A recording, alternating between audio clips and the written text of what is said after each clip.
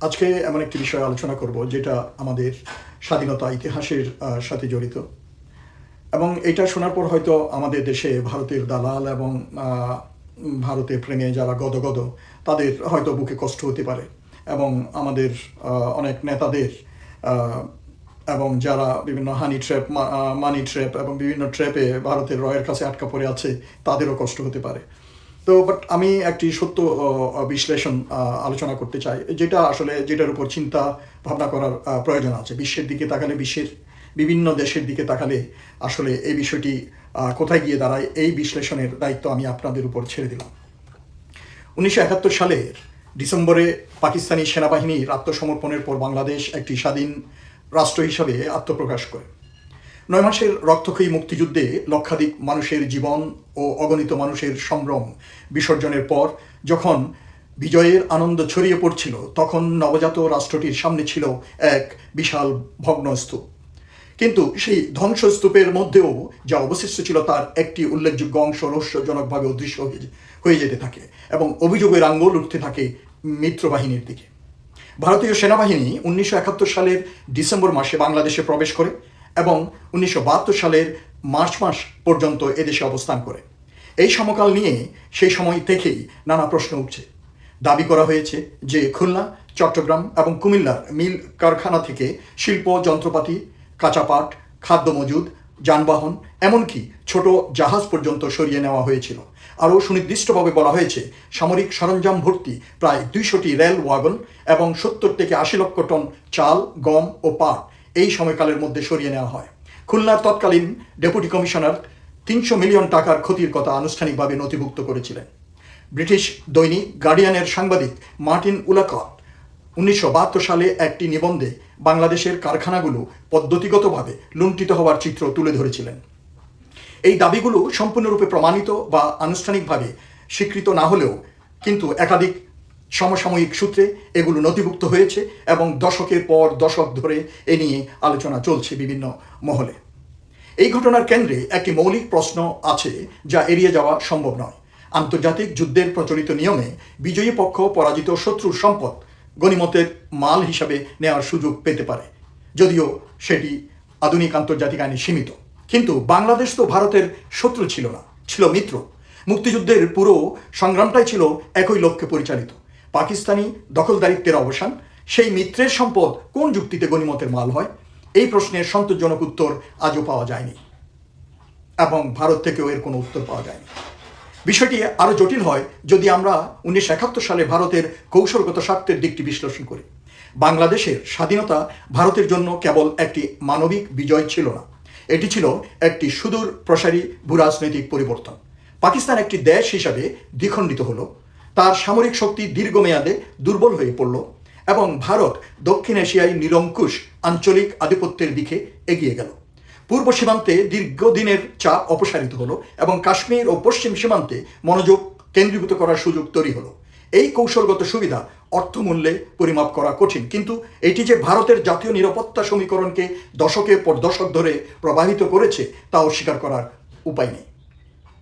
ভারত 1971 সালের মুক্তিযুদ্ধে কত খরচ করেছিল এর সঠিক হিসাব নানা সূত্রে নানাভাবে উপস্থাপিত হয়েছে। ভারতীয় সরকারের পক্ষ থেকে তৎকালীন প্রধানমন্ত্রী ইন্দিরা গান্ধী 1972 সালে সংসদে জানিয়েছিলেন যুদ্ধে ভারতের ব্যয় হয়েছে প্রায় 1500 কোটি রুপি। 1 কোটিরও বেশি শরণার্থীর ভরণপোষণ ও পুনর্বাসনে আরও বিশাল পরিমাণ অর্থ ব্যয় হয়েছে বলে বিভিন্ন সময়ে দাবি করা হয়েছে। মুক্তিযোদ্ধাদের প্রশিক্ষণ, অস্ত্র সরবরাহ এবং সরাসরি সামরিক অভিযানের খরচের সাথে যুক্ত। এগুলো সত্যিকারের ব্যয়, এবং এই অবদানকে খাটো করে দেখার কোনো কারণ নেই, যদিও হিসাবে কিছুটা গরমিল থাকতেই পারে।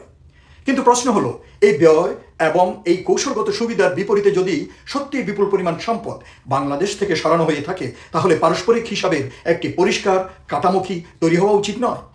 দুই দেশের মধ্যে এই অমীমাংসিত প্রশ্নটি দীর্ঘকাল ধরে একটি ঐতিহাসিক খোঁচার মতো বিরাজ করছে, যা কোনো সরকারি সরাসরি মোকাবেলা করতে সাহস পায়নি। বাংলাদেশ ভারত সম্পর্কের ইতিহাসটি জটিল। একদিকে রয়েছে 1971 সালের অকুণ্ঠ সহায়তার ঋণ, যা বাংলাদেশের মানুষ কৃতজ্ঞতার সাথে স্বীকার করে।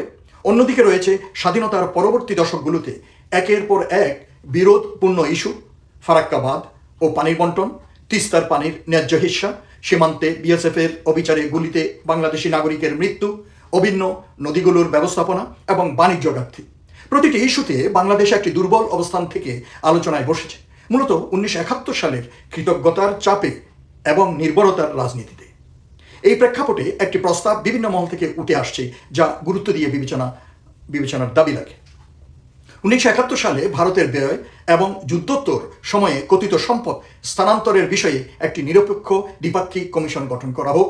এই কমিশন প্রকৃত তথ্য উপাত্ত পর্যালোচনা করে একটি চূড়ান্ত হিসাব উপস্থাপন করবে। এতে না বাড়াবাড়ি থাকবে, না অস্বীকার থাকবে ইতিহাসের প্রতি সততা এবং সার্বভৌম রাষ্ট্র হিসাবে পারস্পরিক সম্মানের ভিত্তিতে সুসম্পর্ক পুনর্গঠনের ইচ্ছা।